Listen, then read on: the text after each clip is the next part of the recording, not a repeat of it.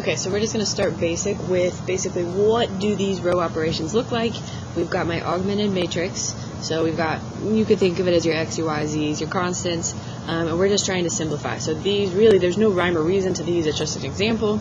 This tells me I'm going to switch row 1 with row 2. So when I'm doing these, I always put the row in that's going to stay the same, or the 2 rows, it doesn't matter. I know row 3 is not changing, so I'm going to just write that so I don't accidentally flip anything in there. So there's row 3. Let's get it back into focus.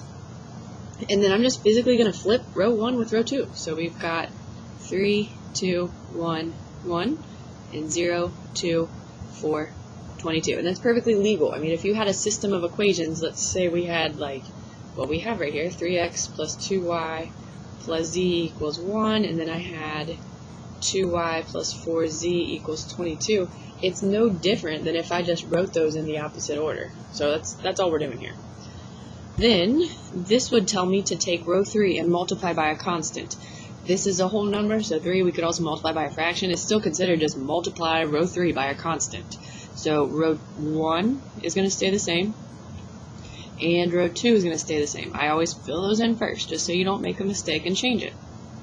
Then you take every element in row 3, and for this problem we're going to multiply by 3. So we get negative 3, negative 6, sorry it's hard to see this, we get 9, and 45. So that's all we did. The last one is one that you're going to be using quite a bit. I mean, all of these are going to be useful, but this is one that's a combination. So what we are going to do is we're going to take everything in row 1 and multiply it by 3, and then we're going to combine that with row 2 in the last row listed. So for this problem right here, this is huge, this is the row that changes. So it's always the last row listed that will change. Row 1 will not change. Even though we're multiplying by 3, we are going to keep row 1 the same. So I'm going to go ahead and write 3, 2, 1, 1. And I'm also going to fill in row 3, because that is not changing either. The only row changing is row 2.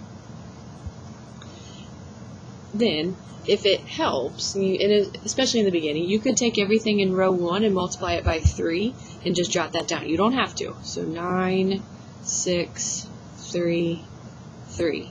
And what we're going to do, so that's 3 row 1, we're going to alter row 2 by combining that. So if I added to it row 2, which was 0, 2, 4, 22, my end result is what's going to actually change and go into row 2. So when I do this addition, let's bring this up, we end up getting 9, 8, 7, 25, and like I said, this is an alternate or an optional step, but if you're one that's making some silly mistakes, especially early on, I would recommend you do it off to the side, then plug it in. So 3 row 1 plus row 2 only changes row 2.